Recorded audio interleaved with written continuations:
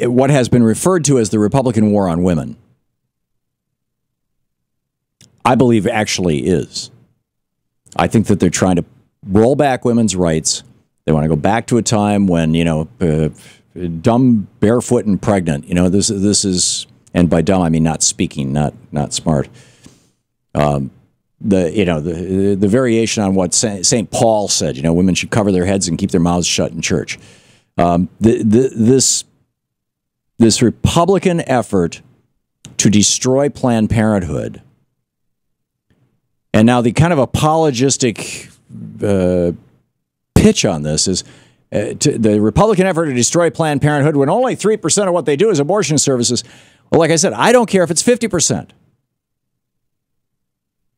It's still a Republican effort to take away from women reproductive services, whether it's birth control, whether it's sexually transmitted disease screening, whether it's mammograms and breast cancer screening, or whether it's abortion. This Republican effort to defund Planned Parenthood and destroy the organization based on deceptively edited videotape that's basically just designed to gross us out. I mean, that's all it is. This is the same old campaign from 40 years ago when they would show up with pictures of babies and pickled babies, pickled aborted fetuses in jars. I got to stop referring to them as babies. Babies are things that get born.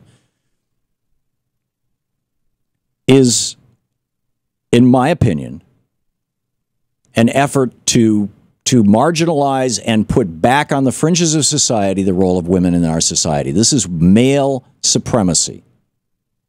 And in particular, white male supremacy. By and large, that's where most of this is coming from. Now, I realize there's a large outreach to the African-American community being done by the anti-abortion movement and by the Republican Party to say, oh, the people who support abortion, they want genocide against the black race, right? Against African Americans. No, it's not the case. I mean, it's so not the case that that's an obscene statement to make. This is all about women having control over their body. And I said, this is very similar. It's a variation on other things. And one of the things it's a variation on is white male power over people of color. And another thing it's a variation on is the destruction of the middle class by Reaganomics. Now, why would these right-wingers want the middle class destroyed? Why would the Republican Party want the middle class destroyed? Because if you have people who don't have the means to fight you back, who are economically terrified, who've got $50,000 in student debt, they're scared that if their credit score goes down another 20 points, they'll never get a job, they'll never be able to rent a house. I mean, we have created economic slavery in the United States over the last 30 years, and it's been done almost entirely by the Republican Party because it works to their advantage. So why are they now talking about abortion? Because they don't want to talk about their economics. These are literally, they're called wedge issues for a reason. It's the wedge that they can drive into the electorate to peel off people to vote for Republicans who don't realize that the Republican Party wants to voucherize Medicare, which means Medicare now, instead of having the government pay the bills, you're going to have to go and on bended knee to a private for-profit health insurance company that's going to skim 20% off the top for the billionaire CEO's salary. Number one. Number two, they want to destroy Medicaid altogether. They won't even allow it to expand in most of the red states. Number three, they want to privatize Social Security. Take that $2.5 trillion trust fund. Let's give it to Pete Peterson and his hedge fund buddies. Pete Peterson has spent hundreds of millions of dollars over the years promulgating this myth that Social Security won't be here for you, young people. If you're under 40, forget it. It's not going to be. Well, that might be true if Pete Peterson has his way, but it's certainly not true the way the program's set up right now.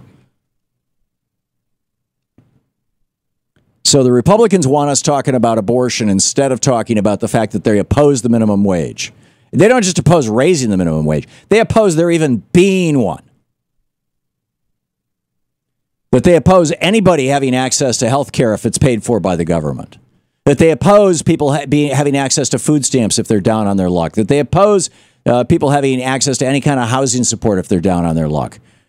That they oppose single mothers or families, for that matter, having access to free or low-cost childcare during working hours so that they can work, that they oppose, laws against wage theft, that Republicans oppose laws that give consumers some say in the marketplace. Remember the Consumer Financial Protection Bureau that Elizabeth Warren pretty much single-handedly created? Republicans totally against that.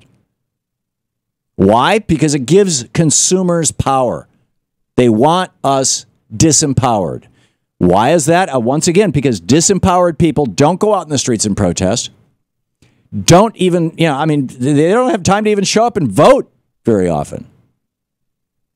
The poorer somebody is, the less likely they are to vote. Why? Because they're working 30 hours a day. Well, there's only 24 hours in a day, but you get my point.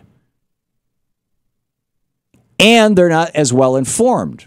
Why? Well, maybe they can't afford the internet. The newspapers have all been consolidated. It's just a handful of companies now that own virtually all of our major newspapers. And so you get this very homogenized news. The television networks tell us what they want us to know, not what we need to know. For example, this morning at MSNBC, I mentioned that Bernie's not with us today because he's down in Florida speaking at the Urban League. MSNBC carried a part of Hillary's speech to the Urban League live on the air. Then Bernie gets up to talk and they go, oh yeah, Bernie Sanders is there too. Let's go back to talking about Donald Trump. I'm serious. I sat with Louise and watched this morning.